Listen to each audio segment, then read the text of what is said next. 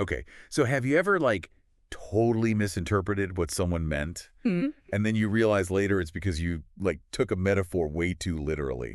Yeah. I did that recently. Yeah. I told someone I was swamped with work, and they actually thought I meant there was, like, an actual flood. Oh, no. I know, right? Turns out our brains are kind of hardwired to think in these metaphors. It's true. And that's what we're diving deep into today. The fascinating world of conceptual metaphor theory. CMT. CMT. And we've got some excerpts from Zoltán Kövecses' work to kind of guide us on this deep dive. But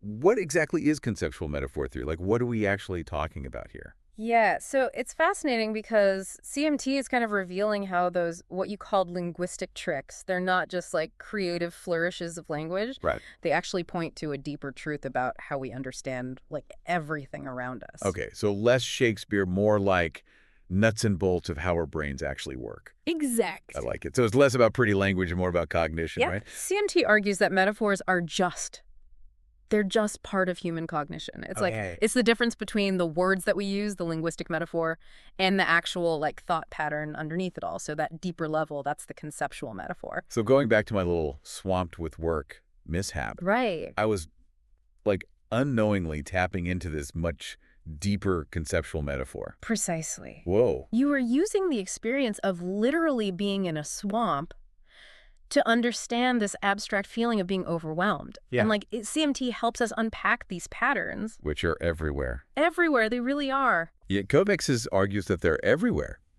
that we're swimming in them. Yes, and we don't even realize it. It's constant. We really don't. Like, we say things like defending an argument, Yes. attacking an idea, Building a theory. a warm personality. Grasping a concept. It's kind of mind-blowing when you start actually paying attention. It is. But how do these everyday expressions, like how do they actually illustrate what CMT is really about? Okay, let's take, anger. Anger is fire. Okay. We say he's fuming or she's boiling over. All the time, yeah. Without even thinking. Right. But these aren't just random. CMT would say, no, this is a systematic mapping.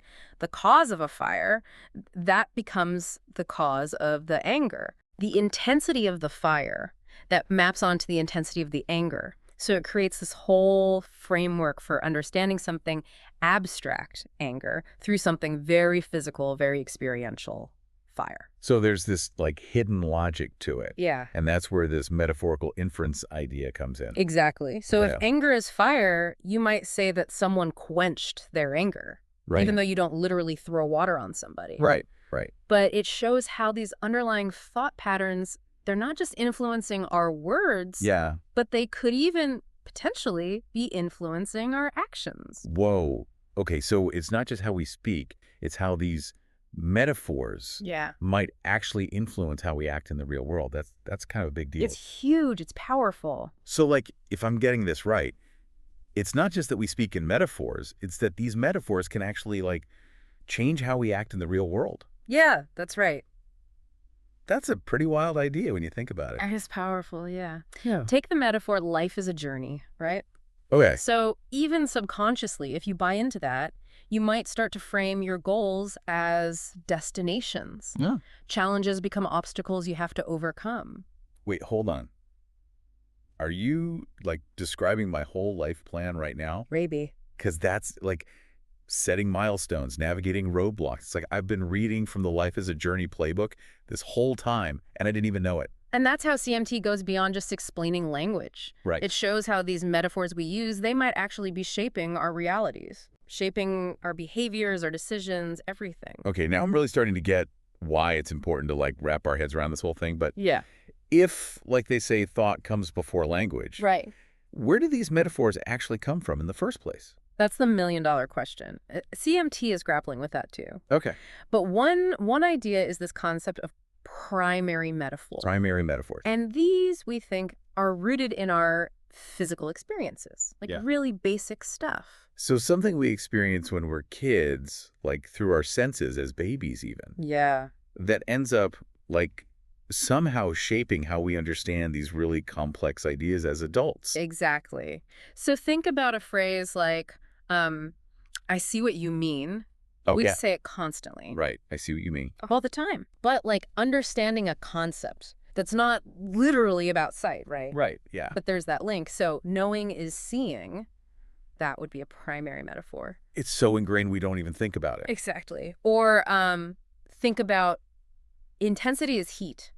Right. Where's that coming from? Probably the fact that our bodies literally get warmer when we exert ourselves. Oh. When we work hard. Right. So then that gets mapped onto abstract things like anger, excitement, love. Whoa. It all connects. Okay, but what about, like, different cultures? Do these primary metaphors, do they hold up everywhere? That's what researchers want to know. Yeah. There is some evidence that certain ones, they are universal. Okay. Probably because of our shared biology, right? Makes sense. But culture plays a huge role, too, in how those metaphors actually show up and what they mean to people. So even though we might share some of the same, like, basic primary metaphors, Right. because of, just being human, Yeah. a journey could mean something totally different to me than it does to you, Exactly. depending on where we grew up, what our families are like, all that. It could be about individual growth. It could be about your community, your spiritual side. It's all about the nuance. All the nuance, yeah. This is making me think about that swamped thing again. It's like CMP is giving me this whole new way to understand not just what I mean when I say stuff, but how other people might hear it. Yes.